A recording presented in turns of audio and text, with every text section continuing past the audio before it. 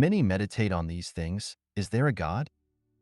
Only one can answer that question for themselves, and that is you. You can decide whether or not to believe and find evidence, or be ignorant and not. In this video today, we will be delving in evidence of a God. Evidence of God. There is more evidence than we can count on our fingers that there is a higher life form whom is our Creator God. You just have to open your eyes and believe. According to the Bible, this earth was created in 6 days, and God rested from all his work on the seventh day. Genesis 1 verses 1 to 31 and Genesis 2 verses 1 to 3. But how do we know the Bible is telling the truth about an all-powerful God that created this earth in just 6 days? Well, it is easy. What do scientists say? They say there was a big bang. They said we evolved from monkeys. They said we were once slime and evolved into humans, and they also said our ancestry dates back to rodents. You see, they cannot make up their minds on where we came from. How can something come from nothing? Nothing happens just by chance. It is impossible. Scientists believe that the Big Bang created this earth, but how can that be? How can the Big Bang create something so amazing, so carefully and thoughtfully structured? It cannot be. How can it be that the Big Bang knew that we needed trees to provide us oxygen to live? We breathe in oxygen and back out carbon dioxide, where the trees convert that carbon dioxide back to oxygen for us. How can it be that the Big Bang knew that we need the sun to keep us warm and to give us light for sight?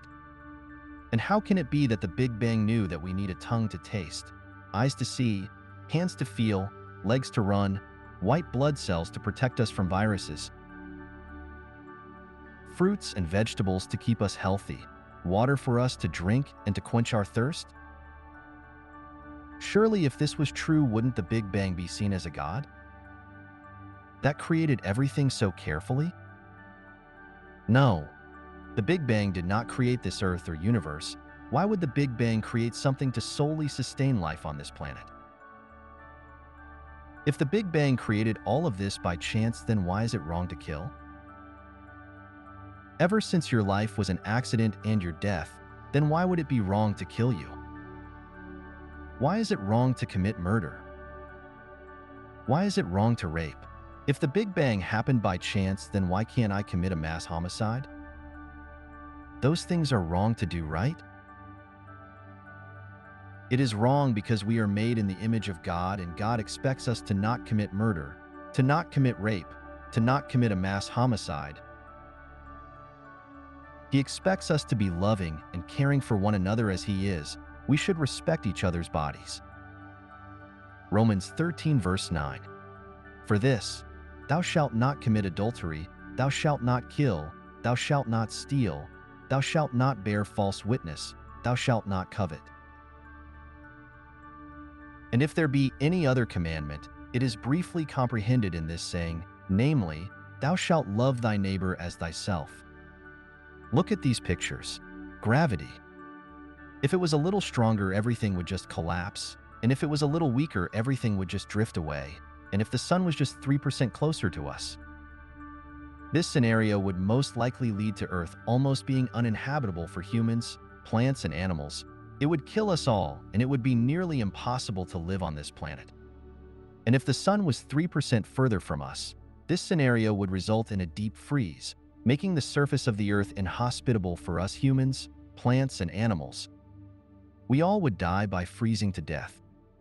And even if the sun was 1% closer or further from the Earth, this would make a noticeable change, making it harder and more harsh to live, especially in regions most affected by heat or cold. How can it be that the Big Bang knew exactly where to put the sun? So perfect in its place that you cannot complain. Only a higher life form, as we know to be as God, could do that. That is why He is so perfect. So perfect that He even put the sun perfectly in its place, no further and no closer. In fact, how did the Big Bang know the Earth needs water in order for there to be vegetation? How did it know? And for those who say God could have used the Big Bang to create this Earth, I shout otherwise, for that would be contrary against what Genesis 1 verses 1 to 31 says. A man once explained that evolution theory is that all life form comes from a single-cell life form. Although we have single-cell life forms, which is called bacteria, there are no 2 cells, 3 cells, 4 cells, or even 5 cells life forms. So we cannot go from single-cell bacteria to complex life forms. So there's no evidence that all life came from a single-cell life forms. Evolution is based on 4 major ideas. None of them have ever been observed. Number 1, that life comes from non-life. We have not one single example of life coming from non-life.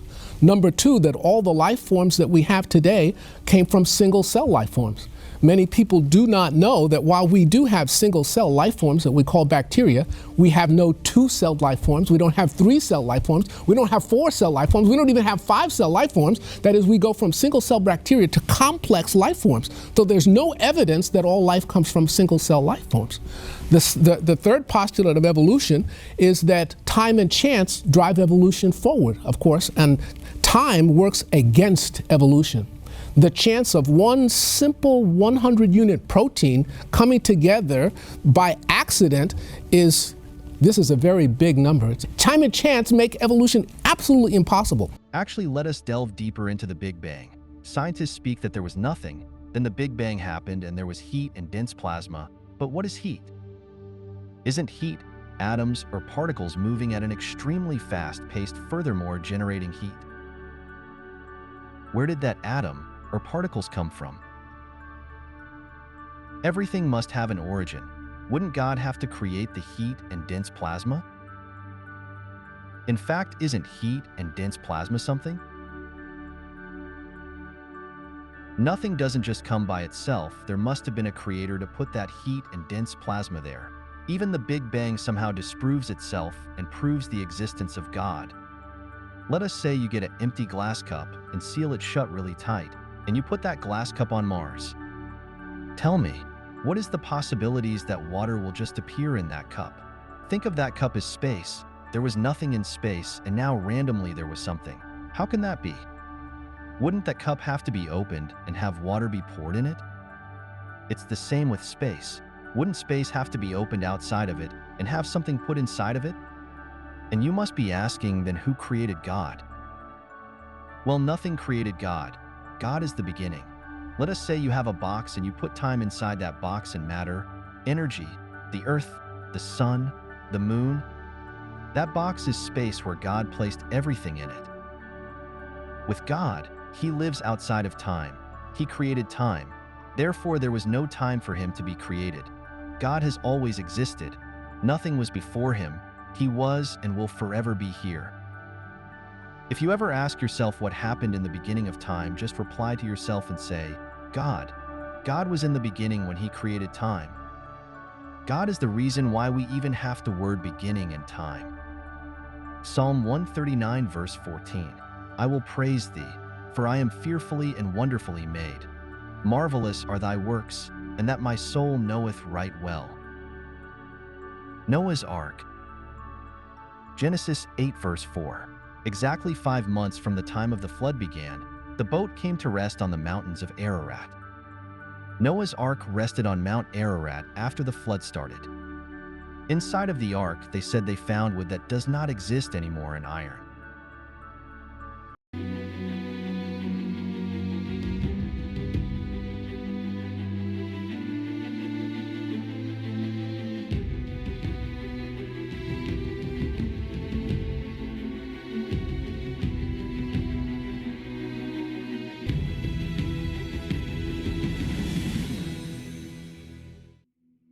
On June 20th, 1987, in the mountains of Ararat, Turkey officially recognized the discovery of Noah's Ark.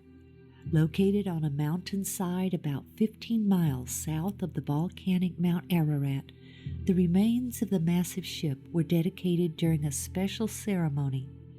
Guest of honor was Ron Wyatt, due to his 10 years of research at the site. The story began in 1957 during the Cold War, when aerial photos taken of eastern Turkey while searching for Soviet missile bases revealed a strange boat-shaped formation in the mountains about 6,300 feet above sea level. Life magazine reported on the story after an expedition from the United States went to the site in 1960. Blowing holes in the strange formation, the members of the team came away with the conclusion that there was nothing there of any archaeological interest. Ron Wyatt, like many others, read the story, but he was of the opinion that the site needed further exploration. There had been many claims of seeing Noah's Ark on the volcanic Mount Ararat, but Ron knew that it was a stratovolcano, and he believed that nothing would have been able to survive there. He noted the biblical account of the location of the ark. And the ark rested in the 7th month, on the 17th day of the month, upon the mountains of Ararat. Urartu, the biblical Ararat, was a large region in eastern Turkey. This location was certainly feasible. But the factor that captured his interest the most was the length given in the Life magazine story, 500 feet. Most people were looking for a 437-foot Noah's Ark based on the Hebrew cubit, but Ron again went to the Bible to learn more. And Moses was learned in all the wisdom of the Egyptians. In Genesis 7 verses 19 to 20 says, "And the waters prevailed exceedingly upon the earth, and all the high hills that were under the whole heaven were covered. 15 cubits upward did the waters prevail, and the mountains were covered."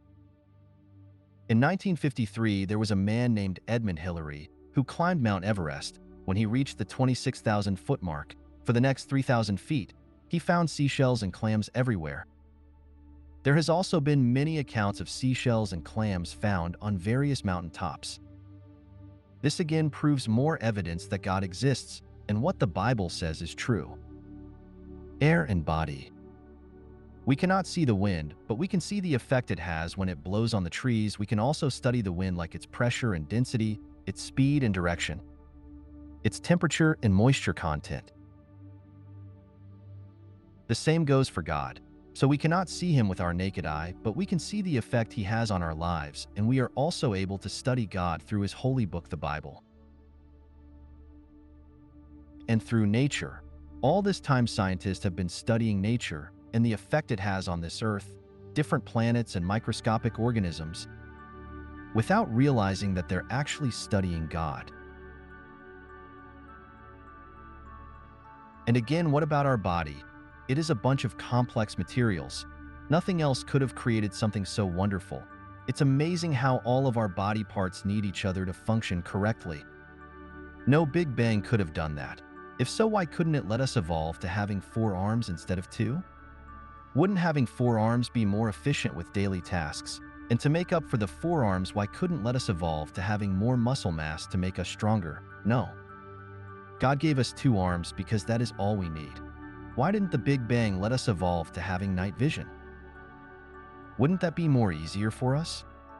But our body parts are already enough for us to live. We don't need night vision because before sin entered this earth, we didn't need it for survival. It is now because of sin why we have become a degraded form of humans. But yet, even after sin, God's creation still looks amazing. Psalm 139 verse 14. I will praise thee, for I am fearfully and wonderfully made. Marvelous are thy works, and that my soul knoweth right well. The debate against God.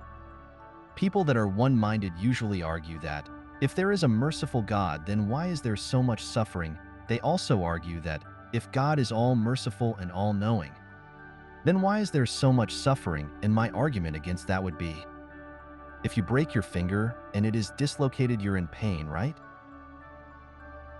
And when you go to a doctor to get your finger fixed, he will now try to relocate it back into place. But as he relocates it, it will hurt a lot as it gets set back in place. Does that mean the doctor hates you and doesn't love you? Because now you're in pain? No. The same is as the world. We all suffer and is in pain. But in the end, those who chose Christ will be saved. God didn't make us as robots to obey his every word and command. God instead gave us free will to choose to obey his words and commands. It is because of our disobedience why we all suffer. The reasons being that of our choices, it is the choices we make daily. If I was to go and torture you or murder you, that would be my choice, my own free will to harm you. Do not blame God for your suffering, but blame Satan and the cause of sin.